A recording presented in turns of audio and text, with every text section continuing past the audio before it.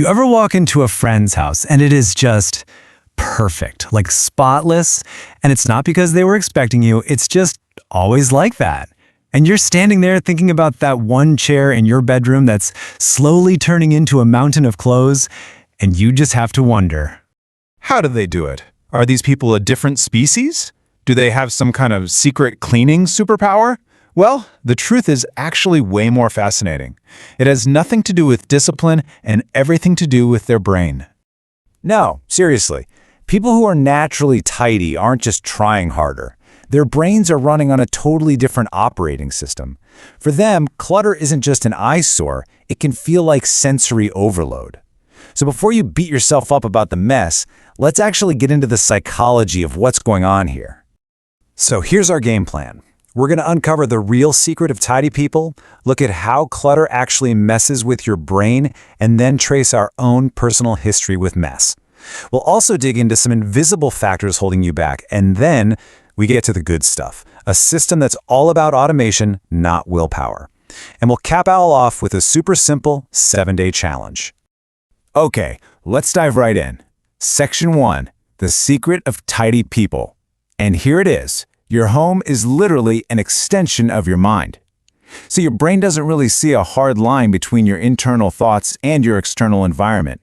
So when your space is clean and organized, it sends these signals of calm and control right to your nervous system. A messy space? Yeah, it does the exact opposite. And that constant signaling from your environment is the real hidden cost of mess. Which brings us to Section 2, when clutter erodes the brain. A cluttered room isn't just ugly to look at. It is actively getting in the way of your ability to think clearly. It has a real, measurable impact. And the key idea here is something called cognitive load. Just think of it like your brain's processing power, like the RAM in your computer. Every single thing that's out of place in your room gets logged by your brain as unfinished business.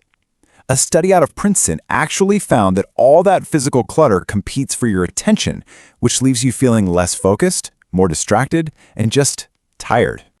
And this is exactly what we're talking about. That laundry pile, those dishes, the stack of mail, they aren't just objects. To your brain, they're like a bunch of open tabs in your web browser. Each one is a tiny to-do list that's constantly running in the background, draining your mental energy all day long. So why do tidy people clean all the time? It's not because they're obsessed with scrubbing floors. It's because, consciously or not, they're using it as a psychological tool. I mean, think about it. The world is full of chaos you can't control, right? But your home, your room, that's your domain. Tidying even a small corner of it sends this powerful signal to your brain that says, hey, I'm in charge here. It actually becomes a way to regulate your emotion.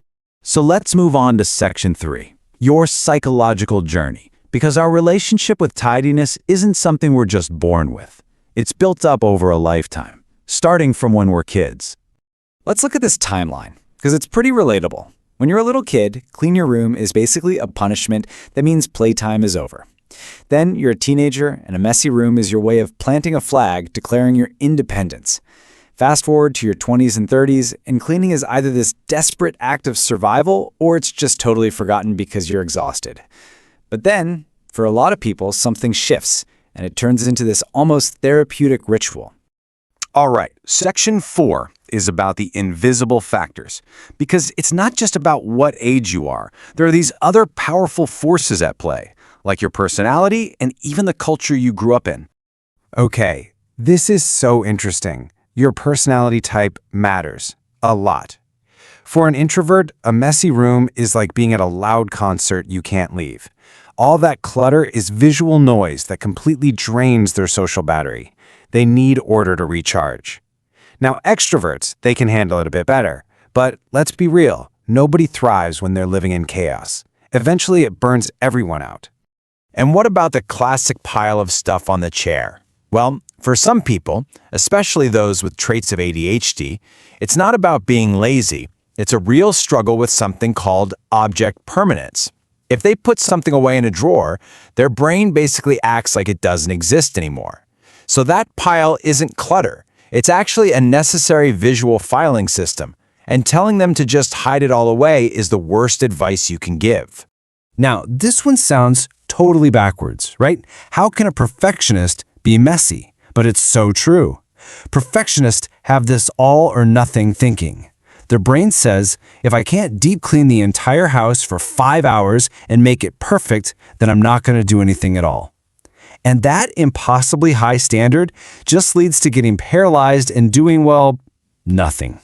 And finally, you have to look at your environment. If you grew up where cleaning was all about guilt or fear of being judged, you're going to associate it with stress. There's also the broken windows theory, the idea that if your surroundings are already run down, you feel way less motivated to keep them nice. And of course, the roommate effect. It's hard to stay motivated when you feel like you're the only one trying. So, now that we get all the reasons why this is so hard, what on earth do we do about it? Well, here's the crucial point. The answer isn't to just be more disciplined. It's about working with your brain, not fighting against it. You have to stop relying on discipline. Think of it like your phone battery. You start the day with a full charge, but it drains. By the end of the day, it's gone. What you really need are systems that are automated, that run on their own without you having to force yourself to do them. And one of the best ways to do this is with habit stacking. It's so simple. You pick a habit you already do every single day without fail, like making your morning coffee. That's your trigger. Then you just attach one tiny cleaning task to it. While you're waiting for the coffee to brew, you wipe down the counter. You're not building a new habit from zero. You're just tacking it on to something your brain already does automatically. Okay, enough talk. It's time to turn all this knowledge into action.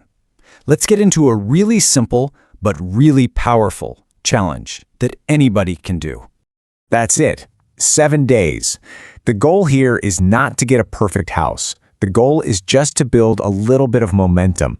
It's about proving to yourself that you can actually start. So here are the rules. Rule 1. Pick one and only one tiny space. I'm talking your desk, the kitchen sink, your bedside table, that's it. Rule 2. For the next 7 days, your only job is to keep that one little spot clean. And rule 3, just notice. Pay attention to how you feel when you look at that clean space. You're going to feel a little bit of pride, a little bit more in control. It's amazing what that can do. And really, this is what it's all about. This isn't just about cleaning. It's about what you believe you deserve. When you take the time to care for your space, you're sending a message to yourself that says, I am worthy. I am worthy of living in a place that feels calm and safe and good. Okay, you know the one I'm talking about. You've got this.